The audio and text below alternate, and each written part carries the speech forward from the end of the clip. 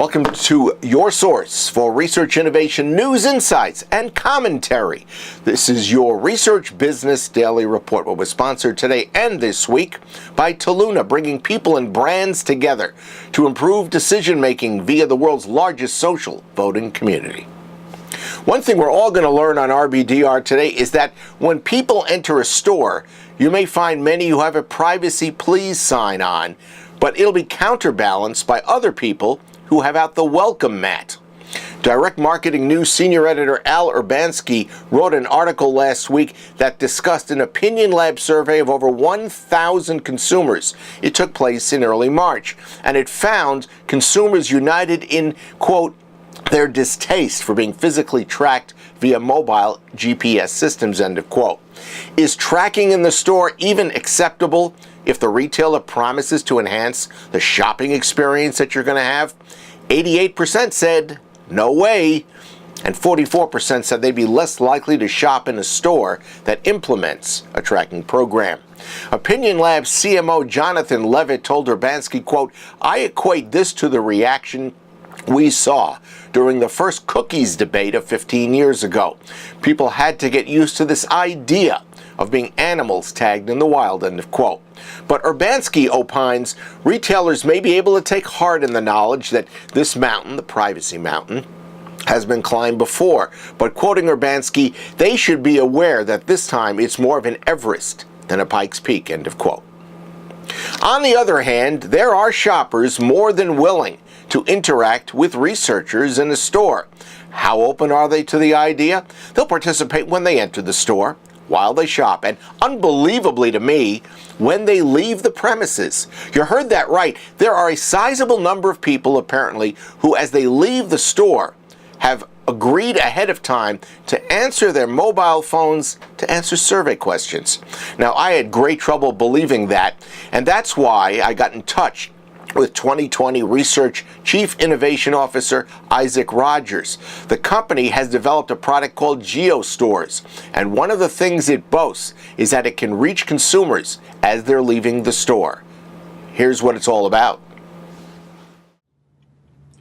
Isaac, the skeptic in me says, you've got to be nuts. There are people willing to take a survey after they've already essentially left the store, completed their shopping, and they're on their way home. Come on.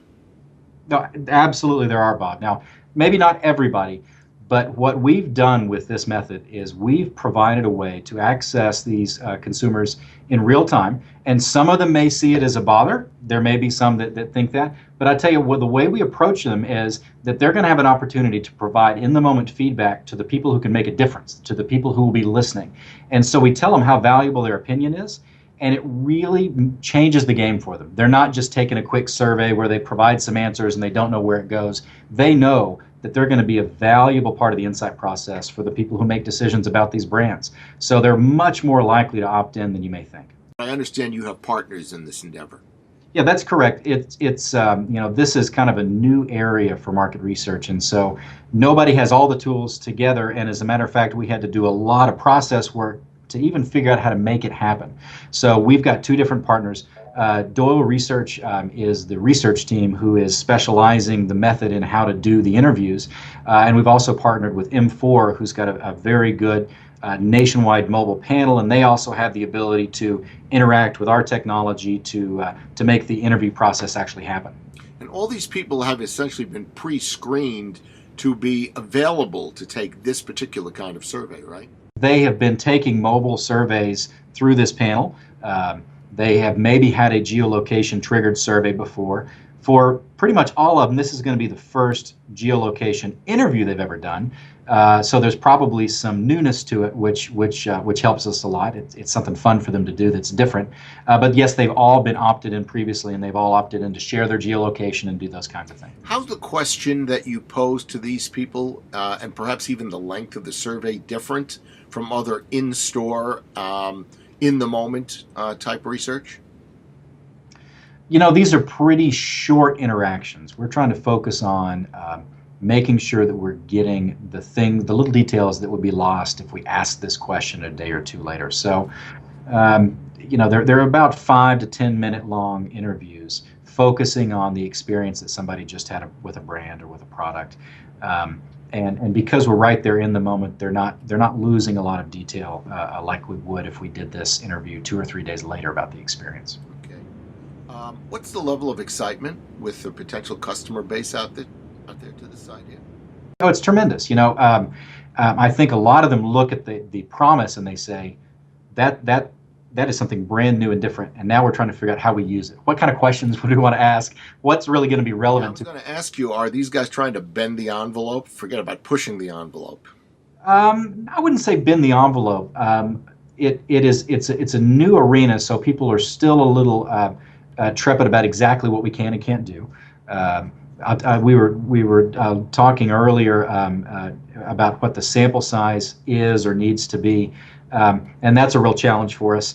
When you look at even a large nationwide panel, even if you had 3 million people in a mobile panel ready to go, that's still a small percentage of the U.S. population and an even smaller percentage of the people that are going to walk into a certain store in a given day. So there's a little bit of scale or our scope issue that we have to work through. But once the incline understands where it can be applied, the next thing is what can we get out of it.